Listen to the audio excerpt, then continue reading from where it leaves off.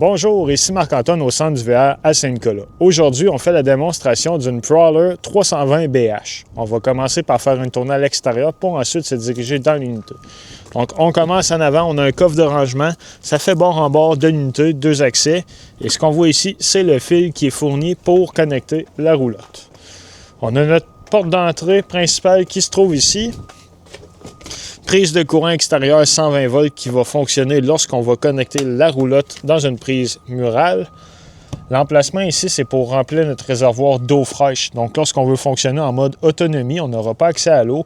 On remplit notre réservoir et on va pouvoir activer la pompe à eau dans l'intérieur pour avoir de l'eau dans notre binetterie. Le chauffe-eau, lui, fonctionne au propane.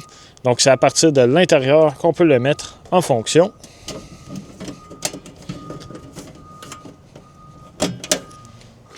Ici, ce qu'on voit là, c'est la sortie pour la fournaise qui fonctionne au propane. Et on a aussi une ventilation pour le réfrigérateur qui se trouve à l'intérieur. Une astuce, ici, on a une trappe pour la hotte de la cuisinière. Elle peut se barrer en place. Donc, on doit s'assurer pour qu'elle soit fonctionnelle de la débarrer pour que l'air puisse sortir. Ce qu'on voit ici, le tank flush, lui va servir à rincer notre réservoir d'eau noire, donc l'eau de la toilette. Quand on commence à avoir des mauvaises odeurs qui s'accumulent, on connecte l'eau, puis à l'aide de gel, ça va dissoudre les solides. Très important, il ne faut pas oublier l'eau connectée car ça va monter dans le réservoir au point de déborder par la toilette à l'intérieur de l'unité. On a des marches qui donnent accès directement dans la salle de bain ici. Et en arrière, on a une cuisine extérieure, donc on a un réfrigérateur qui fonctionne sur le 120 volts, un évier extérieur avec du rangement. On a de l'éclairage aussi au plafond qu'on peut ouvrir et fermer manuellement. À l'arrière, le City Water Connection, donc c'est ici qu'on va connecter l'eau de la ville ou du camping. On a une douchette extérieure avec l'eau chaude et l'eau froide. On a la possibilité d'installer une caméra de recul qui fonctionne Bluetooth. Donc, c'est vendu séparément et la roulotte est préfilée pour en faire l'installation. À l'arrière, on a une prise coaxiale pour la télévision, notre prise 30 A 120 volts pour connecter la roulotte. On a aussi des pattes stabilisatrices qui se retrouvent aux 4 coins pour immobiliser la roulotte. En dessous, on a notre système d'égout. Donc, on a la valve grise et noire. Lorsqu'on veut effectuer notre vidange, on va venir connecter notre tuyau principal juste ici. On a l'identification sur la jupe de quelle valve ouvre quel réservoir. Donc, on va toujours commencer par ouvrir le côté noir en premier. Donc, ça va être la partie de droite. Lorsque ça va être vide, qui est l'eau de la toilette, on va ouvrir la valve grise qui est à gauche pour effectuer un rinçage de notre tuyauterie. Quand c'est fait, on va refermer les valves et remettre notre cap pour sceller le tout.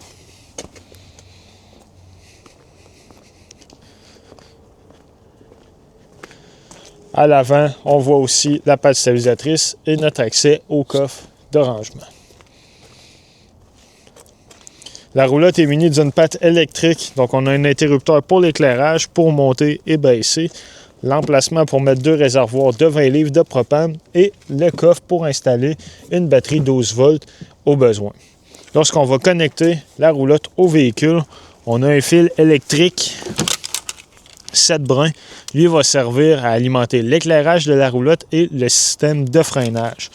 Pour le système de freinage, on a aussi un câble en acier ici qui doit être attaché indépendamment au véhicule. Il ne doit pas passer au travers des chaînes. Lui, ce qu'il va faire, c'est que si jamais on perd notre attelage, il va tirer sur la goupille et appliquer les freins d'urgence directement. On a les chaînes aussi qu'on doit attacher sécuritairement à notre véhicule.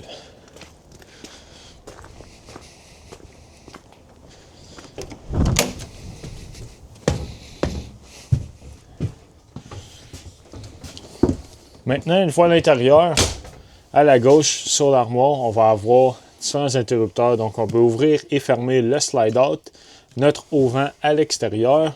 Et on a des interrupteurs pour l'éclairage un peu partout. L'évier avec l'eau chaude et l'eau froide. On a de l'éclairage ici qu'on peut ouvrir et fermer là.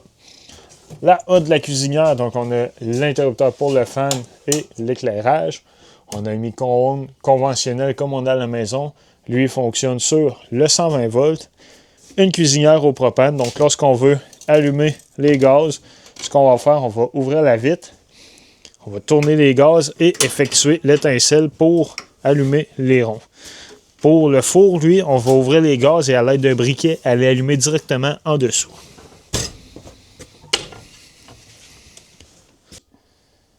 Le réfrigérateur, lui, fonctionne électrique et au propane. Donc, on peut le mettre en fonction juste ici. Lorsqu'on appuie sur le bouton, il va se mettre en mode automatique. Donc, il va prioriser toujours le courant 120 volts. Et si jamais on déconnecte la roulotte et qu'on laisse le réfrigérateur à on, il va tomber au propane automatiquement. Si jamais la valve de propane est fermée, la lumière check va s'allumer directement. Lorsqu'on veut le faire fonctionner seulement électrique, on va garder le bouton enfoncé. Donc, on a la partie réfrigérante juste ici. On peut modifier l'intensité via la languette qu'il y a ici sur l'ailette. Donc, lorsqu'elle est au plus bas, elle va être plus chaude. Et lorsqu'on veut refroidir, en fait, davantage, on va monter la languette ici. Et on a le congélateur qui est en haut. Le thermostat, lui, va servir autant pour faire fonctionner l'air climatisé que le système de chauffage. Quand on va appuyer sur le mode, on va pouvoir sélectionner soit faire marcher la ventilation, l'air climatisé ou la fourneuse, tout simplement. On va pouvoir monter et baisser la température. L'interrupteur ici est pour le slide-out de la chambre. Maintenant, dans la salle de bain, on a un évier avec l'eau chaude, l'eau froide, prise de courant 120 volts avec un reset intégré. Donc, si jamais on n'a pas de courant dans nos prises, premier endroit à venir voir ici, s'assurer que le bouton est bien enclenché. On a le moniteur aussi qui nous permet de voir nos différents niveaux. Donc, autant le niveau de réservoir d'eau fraîche, eau noire et eau grise et le niveau de la batterie. On peut aussi mettre la pompe à eau en fonction avec l'interrupteur là. Donc, lorsqu'on est en mode autonomie, notre réservoir est plein d'eau, on active la pompe pour avoir de l'eau un peu partout. Quand c'est fait, on a fini de se servir de l'eau, on va recommander d'éteindre la pompe. On a aussi le chauffe-eau qui est ici, donc on peut le faire fonctionner soit au propane ou électrique, tout dépendant des besoins. Dans la douche conventionnelle avec un pommeau eau chaude, eau froide. Au plafond, on a une ventilation, donc elle, on va l'ouvrir manuellement. Et on a un interrupteur pour mettre le fan en fonction. On a le même interrupteur pour le mettre en marche au mur ici avec l'éclairage. La toilette, elle, fonctionne au pied pour flusher.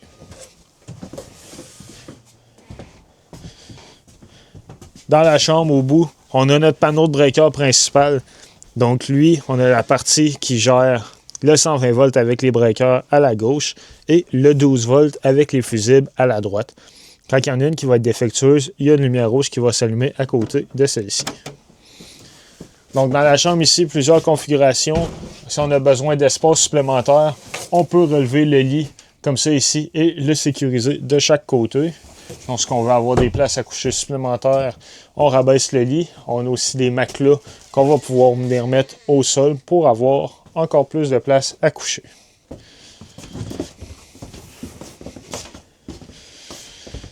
Un petit détail, ce qu'on voit ici au pied du mur, c'est notre détecteur de monoxyde de carbone. Maintenant, pour le coin dinette, on a la possibilité de le convertir en lit supplémentaire. Ce qu'on va faire, c'est simplement lever la table, retirer les pattes et on va se servir de la table pour l'appuyer de chaque côté. Par la suite, on va pouvoir repositionner les coussins pour avoir un lit complet. Même chose ici, on peut convertir notre fauteuil en lit de plus, simplement comme ça. Maintenant, pour le coin télévision, en ce moment, il n'y en a pas de TV, mais on a une antenne sur le toit avec un booster. Donc, le bouton ici doit être absolument à on pour que le booster fonctionne. Ce qui fait le booster, lui, c'est qu'il va détecter s'il y a des postes digitaux disponibles. La manière d'y parvenir, lorsqu'il y a une télévision, on va aller dans les paramètres de la télévision, aller dans la section Channel et effectuer un Channel Scan. L'antenne va détecter s'il y a des postes disponibles. Un exemple, au centre du VR à Saint-Nicolas, on va capter 3 à 4 postes différents. Et cette étape-là est à refaire à chaque fois qu'on va se déplacer avec la roulotte, et ça pour chaque télévision au besoin. Donc, on a la prise pour l'antenne ici, 120 volts en dessous. On a un radio qui est intégré, donc un radio automobile. On peut différentes fonctionnalités. Il est Bluetooth sur lui, on peut connecter notre téléphone. Donc, plusieurs fonctions sur celui-ci. Dans la chambre, on a de l'éclairage qu'on peut allumer ici dans le milieu. On va en avoir supplémentaire au plafond. Des prises de courant de chaque côté et du rangement garde-robe de chaque côté du lit.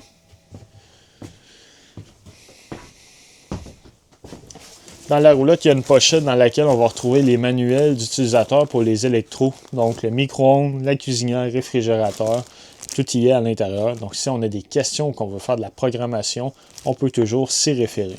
C'est ce qui conclut la démonstration de la Prowler. Merci.